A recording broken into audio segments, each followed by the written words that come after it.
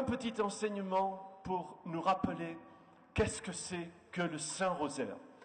D'abord, je veux commencer par un rêve merveilleux du Padre Pio. Il était en danger de mort dans un rêve qu'il a fait, et c'est le démon qui voulait le tuer. Et tout d'un coup, la Vierge lui est apparue, elle lui a dit des paroles bouleversantes qui s'adressent en quelque sorte à chacun de nous.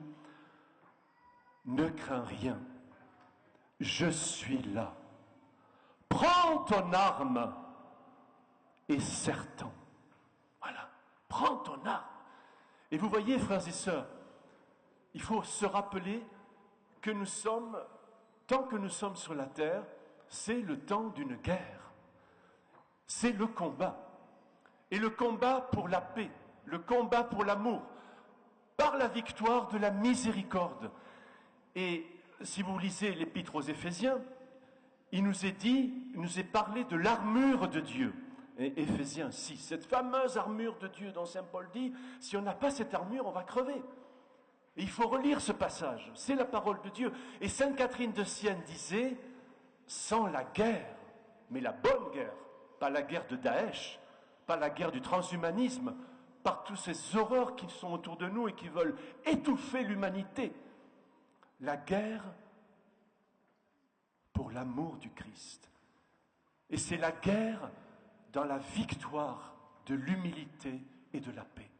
Et le rosaire, c'est la victoire de l'humilité. Il faut bien comprendre, c'est une prière très pauvre, mais c'est une prière très riche, parce que vous avez le Notre Père. Qu'est-ce qu'il y a plus grand que notre Père? C'est sorti du cœur de Jésus. Vous avez le Réjouis-toi Marie, qui nous a été donné par l'ange. Et ensuite, Sainte Marie, Mère de Dieu, ça c'est l'Église qui nous donne cette prière. Et vous avez la méditation des 20 mystères maintenant, qui est le cœur de l'Évangile. Donc c'est un résumé d'Évangile. Il faut bien comprendre ça. On ne perd pas son temps. On ne se détourne pas de la parole de Dieu quand on dit ouais, ce vieux chapelet, ce truc, voilà. Non! On retourne au cœur de la parole. Et je vais vous le prouver en quelques secondes. Excusez-moi, mais ce n'est pas moi, c'est la parole de Dieu. D'abord, Lucie de Fatima. Depuis que la très sainte Vierge a donné une grande efficacité au chapelet, il n'y a pas de problème matériel, national ou international qui ne puisse être résolu par le chapelet et nos sacrifices. Oh, quelle parole! Mais vous applaudissez pas, vous dormez!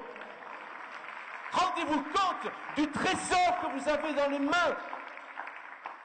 Si vous n'y croyez pas, vous passez à côté d'un trésor que désire le Christ.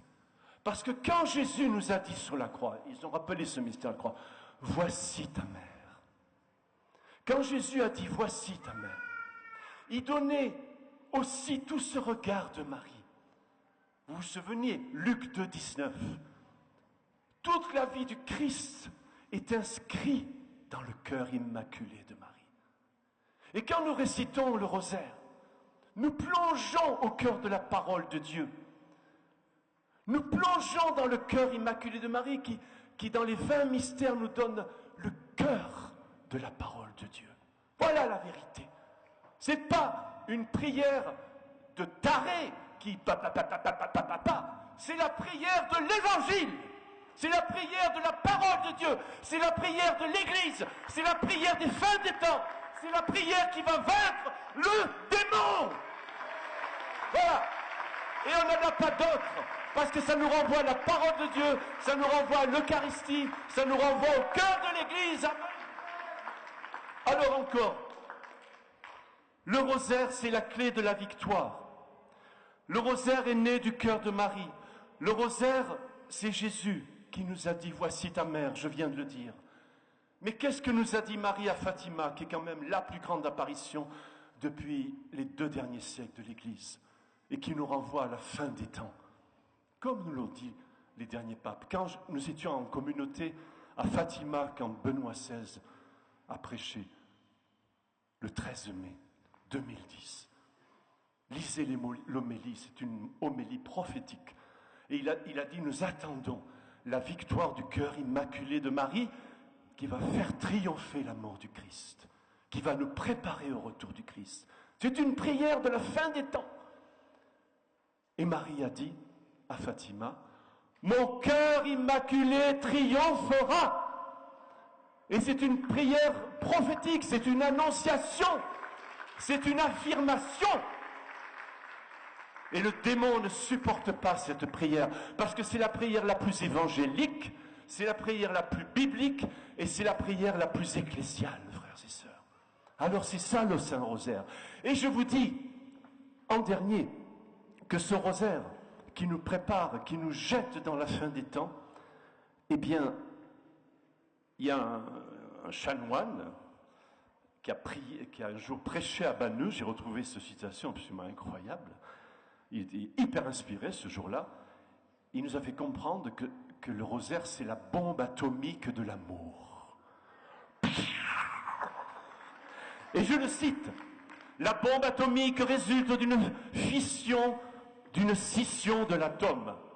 Tandis que la bombe à hydrogène, beaucoup plus puissante, résulte par contre d'une fusion, d'une réunion de deux atomes et développe une énergie beaucoup plus forte. Ainsi, par l'union, nous obtenons une force plus grande que par la division, la scission, qui est l'arme du diable. » Ça, c'est moi qui le dis. Symbole de notre puissance lorsque nous sommes unis. Alors Satan prêche et insinue partout aujourd'hui la division, l'horreur. Et nous sommes coincés entre Daesh et le transhumanisme. Ces deux monstres qui essaient de nous écraser. Eh bien, Marie nous invite à cette énergie qui est proposée à travers la bombe à neutrons spirituels, le Saint-Rosaire. Le Saint-Rosaire qui nous unit au cœur de Jésus et qui va faire éclater son amour, qui va vaincre tous les monstres.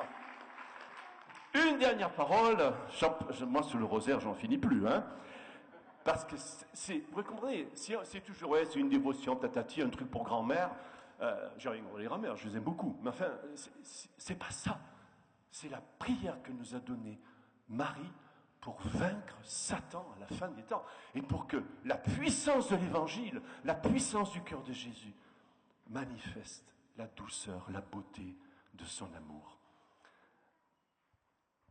Le rosaire, comme je l'écris dans mon livre sur le rosaire, ma prière préférée, c'est l'arme fatale. C'est le laser imparable. C'est l'invincible douceur. Et vous voyez, il y a un chemin dans le rosaire, petit à petit, où Marie nous met la douceur du Christ dans le cœur. Et cette douceur, elle fait fuir tous les démons. Cette douceur, elle arrive à vaincre tous les ennemis pour la victoire de l'amour. La victoire de l'amour. Voilà, frères et sœurs, notre défi. Et je termine par une dernière parole, celle des papes.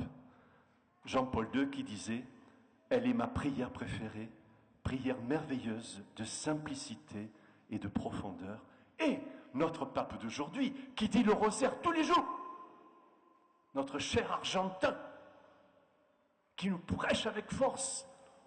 Qu'est-ce qu'il dit? Le rosaire est la prière qui accompagne tout le temps de ma vie. C'est la prière des simples et des saints. C'est la prière de mon cœur.